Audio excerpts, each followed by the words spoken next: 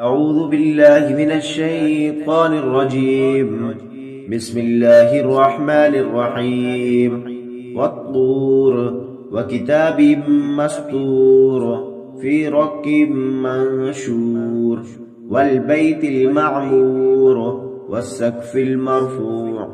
والبحر المسجور إن عذاب ربك لواقع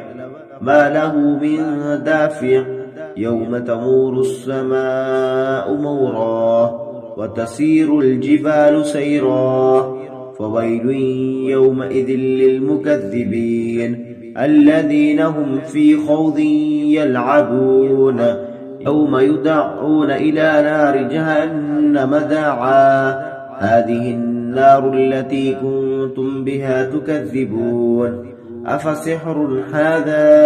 أم أنتم لا تبصرون اصلوها فاصبروا أو لا تصبروا سواء عليكم إنما تجزون ما كنتم تعملون إن المتقين في جنات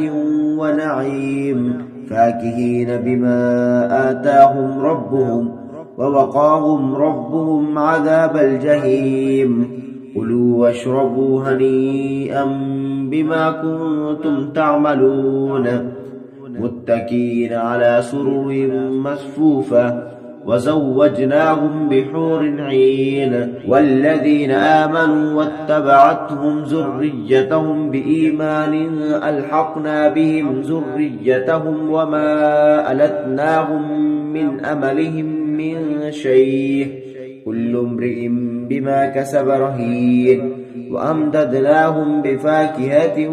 ولحم مما يشتهون يتنازعون فيها كأسا لا لغو فيها ولا تأثيم ويطوف عليهم غلمان لهم كأنهم لؤلؤ مكنون وأقبل بعضهم على بعض يتساءلون قالوا إنا كنا قبل في أهلنا مشفقين فمن الله علينا ووقانا عذاب السموم إنا كنا من قبل ندعوه إنه هو البر الرحيم فذكر فما أنت بنعمة ربك بكاهن ولا مجنون أم يقولون شاعر نتربص به ريب المنون قل تربصوا فإني معكم من المتربصين أم تأمرهم أحلامهم بهذا أم هم قوم طاغون أم يقولون تقوله بل لا يؤمنون فليأتوا بحديث مثله إن كانوا صادقين أم خلقوا من غير شيء أم هم الخالقون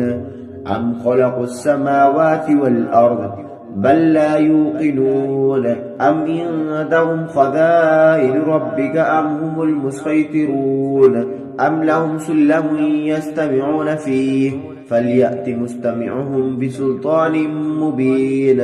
أم له البنات ولكم البنون أم تسألهم أجرا فهم من مغرم مثقلون أم عندهم الغيب فهم يكتبون أم يريدون كيدا فالذين كفروا هم المكيدون أم لهم إله غير الله سبحان الله عما يشركون وإن يروا كسفا من السماء ساقطا يقولوا سحاب مركوم فذرهم حتى يلاقوا يومهم الذي فيه يسعقون يوم لا يغني عنهم كيدهم شيئا ولا هم ينصرون وإن للذين ظلموا عذابا دون ذلك ولكن أكثرهم لا يعلمون واصبر لحكم ربك فإنك بأعيننا وسبح بحمد ربك حين تقوم ومن الليل فسبحه وإدبار النجوم